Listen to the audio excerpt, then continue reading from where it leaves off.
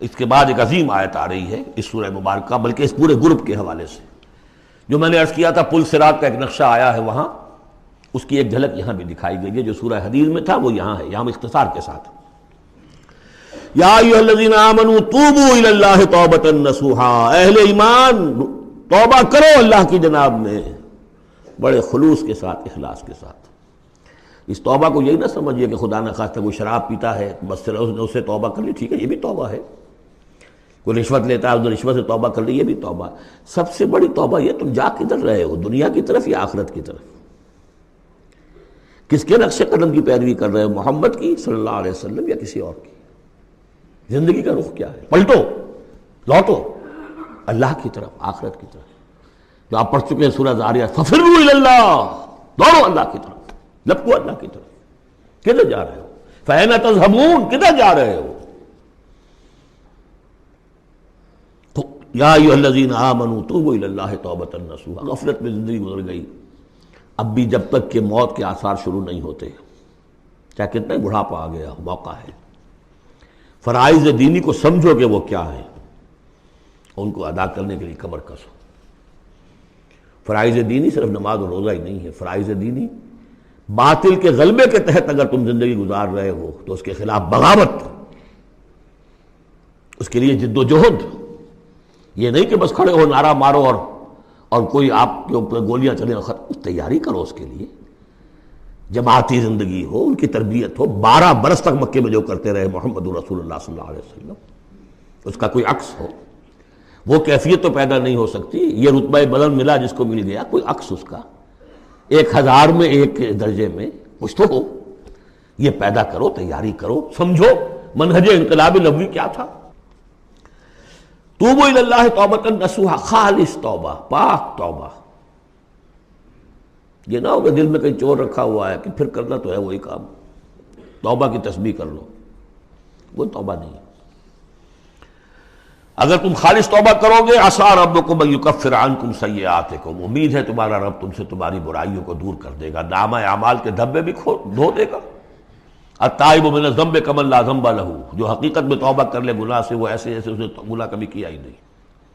اور یہ کہ آئندہ بھی تمہارے دامن کردار پر جو داغ ہیں وہ بھی دھو دے گا۔ وَيُدْخِلَكُمْ جَنَّاتٍ تَجْرِی مِن تَحْتِهَا الْأَنْہَارُ، داخل کرے گا تمہیں ان باغات میں جن کے دامن میں ندیاں بہتی ہوں گی۔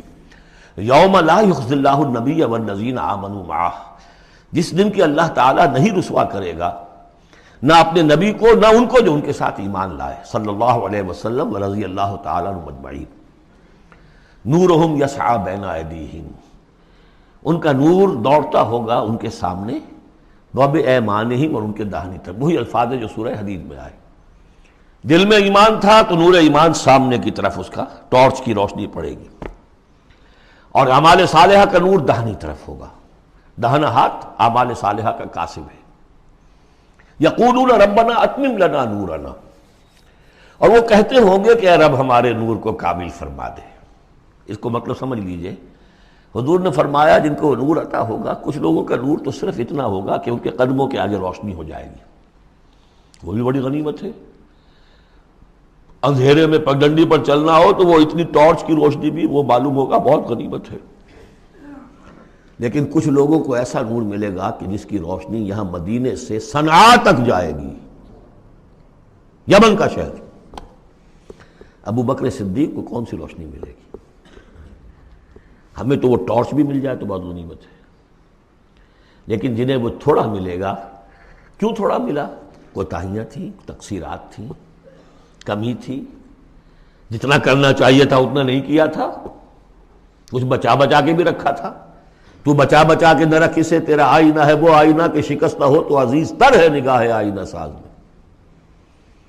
لہذا کم ہوگا، پھر وہ دعا کریں گے ربنا اتمم لنا نورنا، اپنے کرم سے، اپنے فضل سے، اپنی شان غفاری سے ہماری کوتاہیوں کو ڈھانپ لے اور ہمارے نور کو بھی کامل فرما دے۔ اتمم لنا نورنا واغفر لنا، ہمیں بخش دے، انک علی کل شیء قدیر، یقیناً اے اللہ تو ہر شے پر قادر ہے، تیرا ہاتھ کون روک سکتا ہے۔ یا ایھا النبی جاہد الکفار والمنافقین واغلظ علیہم ومأواہم جہنم وبئس المصیر، اے نبی صلی اللہ علیہ وسلم جہاد کیجئے کافروں سے بھی اور منافقوں سے بھی۔ یہ آیت جوں کہ تو سورہ توبہ میں بھی آ چکی ہے، وغلظ علیہم، سختی کیجئے، آپ کی طبیعت میں نرمی ہے، اور اس نرمی کا ناجائز فائدہ اٹھاتے ہیں منافقین، کیونکہ قانونی ان کو پروٹیکشن حاصل ہے، مسلمان تو ہے وہ، تو آپ ان کے ساتھ بھی وہ معاملہ کرتے ہیں کہ جو اہل ایمان کے ساتھ کرتے ہیں۔ چنانچہ وہ کہتے ہیں ہوا اذن، یہ تو کان ہی کان ہے نرے، بس کان ہی کان ہے، سن لیتے ہیں، سمجھتے تو ہے ہی نہیں، دماغ میں بھیجا نہیں ہے ان کے، یہ بھی کہتے تھے وہ لوگ۔ لیکن آپ سختی کیجئے، یا ایھا النبی جاہد الکفار والمنافقین واغلظ علیہم ومأواہم جہنم، ان کا ٹھکانہ جہنم ہے، وبئس المصیر، اور بہت ہی برا ٹھکانہ ہے۔ اب جو ان دو صورتوں میں خواتین کا معاملہ آیا، اس کے حوالے سے اب یہ مقام آ رہا ہے بہت اہم، اس بات کو واضح کرنے کے لیے کہ خواتین اس غلط فہمی میں مبتلا نہ ہوں کہ اللہ کے ہاں سوال جواب جو ہونا ہمارے شوہروں سے ہی ہونا ہے، ہم سے کیا ہے، ہم تو ان کے تابع ہیں۔ ہر عورت ایک مکمل انسان ہے، فل ہیومن بینگ، اور جہاں تک اس کی ایک آنر کا تعلق ہے، dignity and honour, human dignity, وہ بالکل مساوات طور پر شیئر کرتی ہے، اخلاقی طور پر مساوات ہے بالکل، اور ہر ذمہ دار ہے اپنے فرائض کی، عورت بھی جیسے کہ مرد ہے۔ اس کا اپنا ایمان ہوگا، عمل صالح ہوگا تو اللہ کے ہاں بیڑا پار ہوگا، اپنا ایمان اور عمل صالح نہیں ہے تو شوہر بڑے سے بڑا ہو وہ بچا نہیں سکے گا۔ یہ حقیقت کو واضح کرنے کے لیے 3 خواتین بلکہ 4 خواتین کی مثال یہاں آئی ہے۔ ضرب اللہ مثلا للذین کفروا امرأۃ نوح وامرأۃ لوط، اللہ تعالیٰ نے مثال بیان کی ہے کافروں کے لیے نوح کی بیوی اور لوط کی بیوی کی۔ کانتا تحت عبدین من عبادنا صالحین، وہ دونوں تھیں ہمارے 2 بہت صالح بندوں کے تحت، ان کے نکاح میں تھیں، فخانتاہما، تو انہوں نے ان سے خیانت کی، فلم یغنیا عنہما من اللہ شیئا، تو نہ بچا سکا انہیں ان کا شوہر، ان کے دونوں شوہر جو ہیں نہ بچا سکے اپنی دونوں بیویوں کو کچھ بھی۔ بیوی بھی غرق ہوئی، حضرت نوح علیہ السلام کی وہ بیوی، اور حضرت لوط کی وہ بیوی بھی اسی طریقے سے جو پتھراؤ ہوا اسی میں ہلاک ہوئی۔ تو نہ یہاں وہ بچا سکے شوہر، وقیل ادخلوا النار مع الداخلین، اور کہہ دیا جائے گا داخل ہو جاؤ جہنم میں داخل ہونے والوں کے ساتھ، کوئی شوہر تمہیں نہیں بچا سکتا، چاہے وہ نوح اور لوط ہوں۔ لوط تو خیر اولو العزم من الرسل میں ان کا شمار عام طور پر نہیں ہوتا، حضرت لوط ہو بہت اولو العزم، 950 برس جنہوں نے دعوت دی ہے۔ اسی لیے حضور اپنے گھر کی خواتین کو جمع کر کے پھر کہا فرمایا کرتے تھے، یا فاطمہ بنت محمد انقذی نفسک من النار فانی لا املک لک من اللہ شیئا، یا صفیہ عمۃ رسول اللہ انقذی نفسک من النار فانی لا املک لک من اللہ شیئا، اے فاطمہ محمد کی نور چشم، لخت جگر، اپنے آپ کو آگ سے نکالو، بچاؤ، مجھے کوئی اختیار حاصل نہیں ہوگا تمہارے بارے میں اللہ کے ہاں، اے صفیہ اللہ کے رسول کی پھوپھی، اپنے آپ کو آگ سے بچاؤ، اس لیے کہ مجھے کوئی اختیار حاصل نہیں ہوگا۔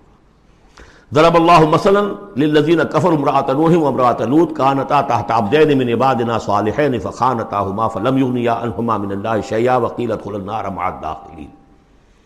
یہ میں بیان کر چکا ہوں ایک دفعہ پہلے بھی کہ اہل تشیع کا خیال یہ ہے کہ یہ زانیہ تھیں دونوں بیویاں، اہل سنت اس کو تسلیم نہیں کرتے۔ خیانت صرف اسی معاملے میں نہیں ہوتی، خیانت رازداری میں سب سے بڑی خیانت ہے، کہ جو راز ہوتے تھے یہ وہ اپنے دشمن، جو حضور انبیاء کے رسولوں کے دشمن تھے، اپنی قوم کے لوگوں کو ان کے راز پہنچا دیتی تھی، یہ خیانت تھی۔ اس لیے کہ سورہ نساء میں جو آیا ہے فالصالحات قانتات حافظات للغیب، غیب کے اندر حفاظت کرنا پوری، ظاہر بات ہے کہ بیوی سے زیادہ بڑھ کر تو کوئی نہیں ہوتا کہ جو شوہر کی باتوں سے واقف ہو، تو یہ خیانت ہے اہل سنت کے نزدیک ہو۔ لیکن بہرحال نتیجہ یہی ہے کہ وہ پھر جہنمی ہے، اور صرف نبی کی بیوی ہونے کے ناطے سے انہیں چھٹکارا نہیں مل جائے گا۔ وضرب اللہ مثلا للذین آمنوا امرأۃ فرعون، اور اہل ایمان خواتین کے لیے اللہ تعالیٰ نے مثال بیان کی ہے فرعون کی بیوی کی، آسیہ ان کا نام تھا۔ اذ قالت رب ابن لی عندک بیتا فی الجنہ، اب اس ایک جملے میں ان کی پوری ذہنی اور نفسیاتی کیفیت سامنے آ رہی ہے، جبکہ اس اللہ کی بندی نے کہا پروردگار میرے لیے تو جنت میں اپنے پاس ایک مکان بنا لے، وَنَجَّنِي مِن فِرْعَوْنَ وَعَمَلِهِ، مجھے نجات دے اس فرعون سے بھی اور اس کے عمل سے بھی، وَنَجَّنِي مِنَ الْقَوْمِ الظَّالِمِينَ، اور اللہ جلد از جلد مجھے نجات دے ان ظالموں کی قوم سے، یعنی موت کی آرزو کر رہی ہیں۔ محل میں عیش و آرام ہر طرح کا حاصل ہوگا، کیا نہیں ہوگا، لیکن اللہ کے ساتھ ایمان کا معاملہ یہ ہے. اور شوہر کا جو بھی خدائی کا دعویٰ کر کے بیٹھا ہوا ہے، کیا اس نے کفر کا اور اس کا معاملہ ہے، تو ان کے اندر بیزاری کتنی ہے اپنے اس شوہر سے.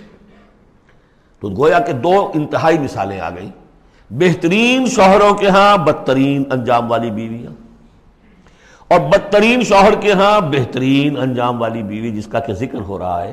اور سب سے اونچی جو خواتین ہوں گی حضرت مریم، حضرت آسیہ، حضرت خدیجہ، حضرت عائشہ، حضرت فاطمہ، یہ یوں سمجھیے چوٹی کی خواتین ہوں گی قیامت میں. تو اس حوالے سے یہ جو آسیہ ہیں یہ بھی انہی میں. وَمَرْيَمَ ابْنَتَ عِمْرَانَ الَّتِي أَحْسَنَتْ فَرْجَهَا، تیسری مثال دی ہے عورت خود بھی نیک ہو اور اسے نیک تربیت مل جائے، نیک ماحول مل جائے. وَكَفَّلَهَا زَكَرِيَّا، حضرت زکریا جو ہیں انہوں نے ان کی کفالت کی، ان کی پرورش کی، ان کو اپنے پاس رکھا، تربیت کی. ایک نبی کے آغوش تربیت میں پلی ہیں، لہذا وہ نور علی نور ہے. وَمَرْيَمَ ابْنَتَ عِمْرَانَ الَّتِي أَحْسَنَتْ فَرْجَهَا فَنَفَخْنَا فِيهِ مِن رُوحِنَا، تو ہم نے پھونک ماری اس میں اپنے روح کی. وَصَدَّقَتْ بِكَلِمَاتِ رَبِّهَا، اور اس نے تصدیق کی اپنے رب کی تمام باتوں کی جو بھی وحی کے ذریعے سے فرشتے بتاتے رہے کہ اے مریم تجھے اللہ نے چن لیا ہے، اور اے مریم تمہارے لیے اللہ کا فیصلہ یہ ہے کہ تیرے ہاں بیٹا ہوگا. یہ ساری باتیں انہوں نے مانی، تسلیم کی. صدقت بکلمات ربها وکتبہ، اور جو اس کی کتابیں تھیں، ظاہر بات ہے کہ تورات ان کے پاس موجود تھی، زبور ان کے پاس موجود تھی، انبیاء کے اور صحیفے ان کے پاس موجود تھے. یہ تو صرف 1900 سال پر پہلے کی بات ہے جو ہم کر رہے ہیں اس وقت. All the prophets of the old testament, ان کے تمام صحیفے، پوری اولڈ ٹیسٹمنٹ موجود تھی.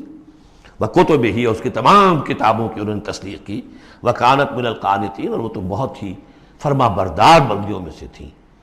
تو تین چیزیں تو آ گئی، چوتھی کسر رہ گئی کہ نہیں رہ گئی؟ آپ نے کچھ سوچا یا نہیں؟ بہترین شوہر کے ہاں بدترین بیوی، بدترین شوہر کے ہاں بہترین اور خاتون. ایک خاتون نور علی نور، خود بھی نیک، ماحول بھی نیک. چوتھی کون سی بات رہ گئی؟ خود بھی بدتینت اور شوہر اس سے بڑھ کر، بلکہ یہ کہنا مشکل ہو جائے کہ شوہر زیادہ بدتینت ہے یا وہ خود زیادہ بدتینت ہے. اس کی مثال معلوم ہے کہاں ہے؟